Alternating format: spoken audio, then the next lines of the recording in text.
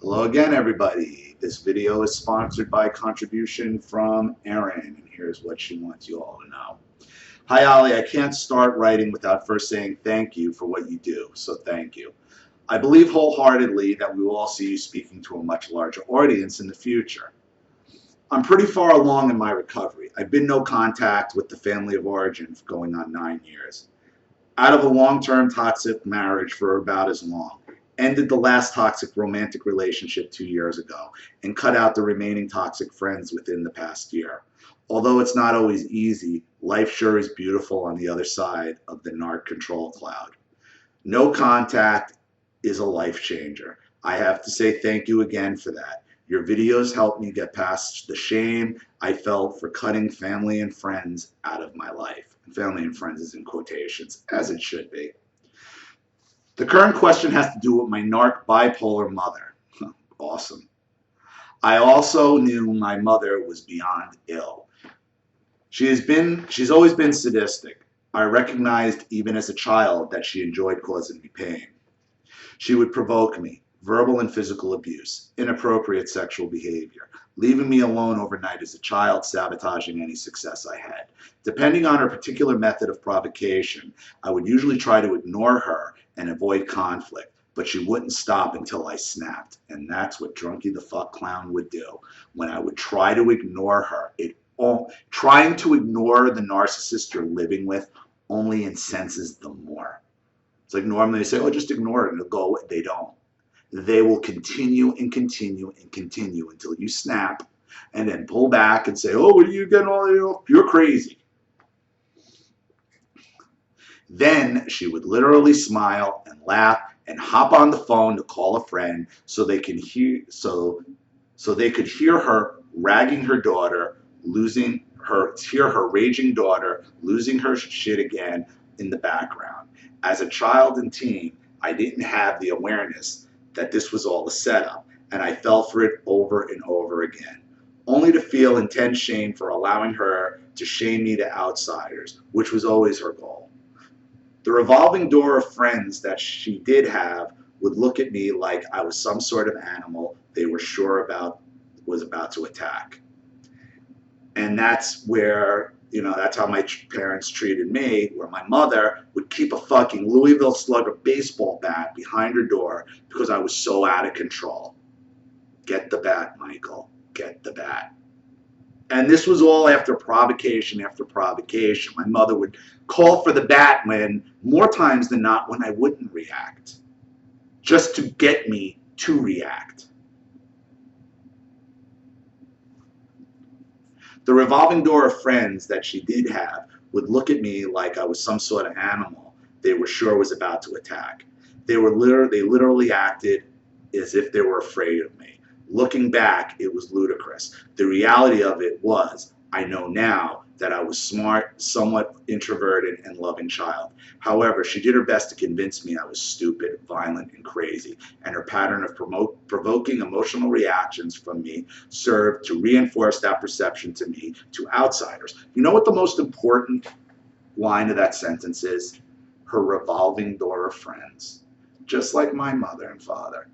Constantly friends, in and out of their life, in, out, in, out, in, out, in, out. And that speaks to them. But when you're a kid, you don't realize that people are outwardly rejecting them because of their shitty behavior. And more times than not, I'm sure, your mother will blame you for the reason, make you the reason why they have this revolving door of friends. She sold the family house when I was 15 and sent me to live with my abusive 18-year-old boyfriend and his family. Although I had been physically abused by my mother, I had never been physically abused by a man, and this shattered me. Up until that point, I could isolate the source of my pain to her, a jealous woman. For some reason, when that boyfriend physically abused me, it sort of got rid of any last bit of hope that I had that I would receive love in this life. Both men and women at this point were potentially threatening to me. When I became an adult, I got married at 24, had a son at 25, and graduated from university at 26. I finished my master's degree at 29. Of course, she wanted to be a part of my life at that point. She was around sporadically, but I kept my distance. Basically, she She would guilt her way back in without taking any responsibility for abusing and abandoning me and my brother. But the old shit would kick in within a month or so, and I would go no contact again, not realizing at the time what I was doing. I was a military wife for many years, so we were physically removed from her, which made it easier for me to keep her out of my life. You can't just walk on a base and start your bullshit. The last time I saw her was about 9 years ago. My youngest, who is now 15, didn't even know who she was when she arrived at our house, and he hasn't seen or spoken to her since that visit 9 years ago. Years later, when my ex-husband abducted our younger son and filed for custody out of state, my mother and brother were both aware that he was planning to do this. They'll always take the side of the ex, won't they? They always will. They were in the loop of my ex creating his court case. I was able to get a court order to get my son back, but it took 2 months. My kids were acutely traumatized by this. When I found out that my mother and brother were parentically involved in it, that was the final straw. I could say without hesitation that they are dead to me, both of them. They will always go after you kids. Okay, and if there's a divorce with narcissistic parents, you can bet they are going to take the side of the ex just to hurt you. I saw my mother and my golden child brother at a funeral 3 years ago. I ignored them. My golden child brother sent a Facebook message to me via another family member. That prompted me to send him and my narcissistic mother an email that basically said, "Do not ever contact me again. I want no relationship with you. You are not to contact me or my children." Good for you. A couple weeks ago, my youngest son called me into his room to show me something on his computer. It was a private Facebook message from my mother. No boundaries. My son literally didn't know who she was. She goes by her maiden name, so she and I don't share a last name. I had to tell him who she was. The message gushed grandmotherly love and guilt. She told him how much she misses him, how she sure hopes he is okay living with me, how she wants a relationship with him. She literally saw my son twice in his life, once as an infant 2 weeks old, and again during that last visit 9 years ago. She showed no interest in him or my older son before that time. And what she was doing, she was fishing. I hope he's okay, you're okay living with your mom. And to ask that to a 15-year-old teenager, listen, 15-year-olds don't generally like their parents anyway. So that was a real ticking time bomb. Luckily, your son called you into the room and you have a good enough relationship with him where it didn't work. But it just goes to show you, the narcissists are terminators who will just keep going and going and going and going after whoever they can to try to get at you. My initial response, of course, was anger. I was pissed. I told her 3 years ago not to contact us. My son is a minor. It's completely fucking inappropriate that she would directly contact a minor after his mother specifically told her not to, especially when that child is a stranger to her and she to him. That doesn't matter to her. It doesn't matter. Inappropriateness doesn't matter because there's no such thing as boundaries. They can do whatever they want to you. That's how it works. My son blocked her on Facebook without responding. I'm torn about what to do. Of course, I wanted to respond to her and tell her not to contact my son, but I know she did this to get a reaction out of me. Her contacting my son has nothing to do with him. She doesn't even know him. This is about getting to me. So that line of thinking tells me, ignore her. However, there is another line of thinking that she wants to hold her, that wants to hold her accountable. I know from experience with my narc ex that if I tell her not to contact my son, and she does so anyway electronically, I can file a police report for cyber stalking. I've already spoken to the police to confirm this, Ollie. There is a part of me that wants this bitch to pay. I can't make her pay for what she's done to me. But there's a part of me that wants to make her pay for this. This little hoovering line that she threw out. There's a part of me that wants to smack her in the face with that line and hold her accountable, to embarrass her for no other reason. But then she'll probably just spin it right and gain sympathy because of her crazy daughter sent the law after her. Here's my opinion on that. And I get it, and I've talked about that need for revenge that's never going to come. Okay? The fact that your son never even replied to her and blocked her is the ultimate fuck you. You're not even worth a goddamn response. And don't think she doesn't take it as that. When she goes and checks every time to see if your son responded, and then she goes and sees now she was just blocked outright, that is the ultimate punch in the face. Fuck you. You're not even worthy of a response. Everybody knows, everybody knows, okay? And your words are meaningless. She put it out there. She tried her little fucking time bomb, and it blew up in her face.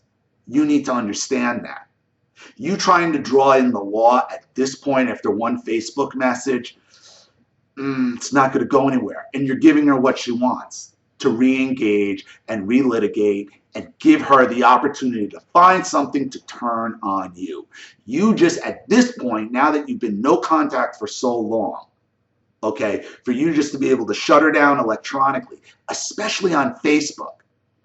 Now, it's one thing if you send a private email and you could lie to yourself, they didn't get it, they didn't read it, whatever. But to be blocked on Facebook, she did you a favor. She did you a favor. Because let me ask you something, Aaron. How do you think your mom reacted when she saw she was blocked? No response, just blocked. No response from you, no response from him. She is stewing. And there's not much she can do about it. Now, you did the right thing by already contacting the police. So now, if God forbid she continues, then I would go with the cyber stalking and that.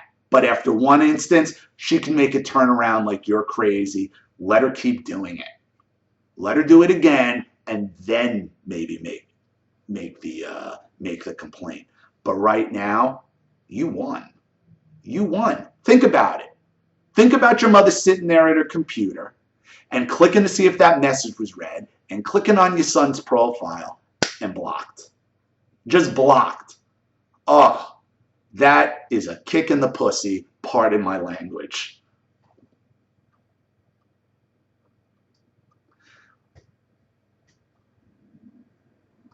Okay. I think I know the answer to this, but I would appreciate hearing your thoughts.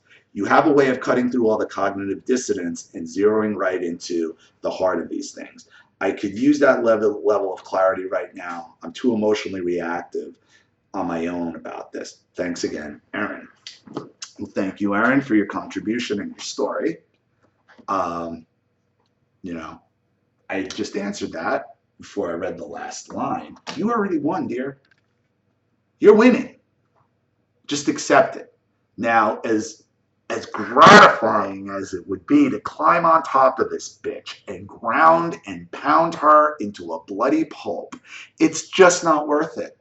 Because God forbid if it got physical with her, what do you think's going to happen? What's going to happen to you? You're going to get arrested. It's going to be this court mess, and it's just going to blow up all this. You're winning.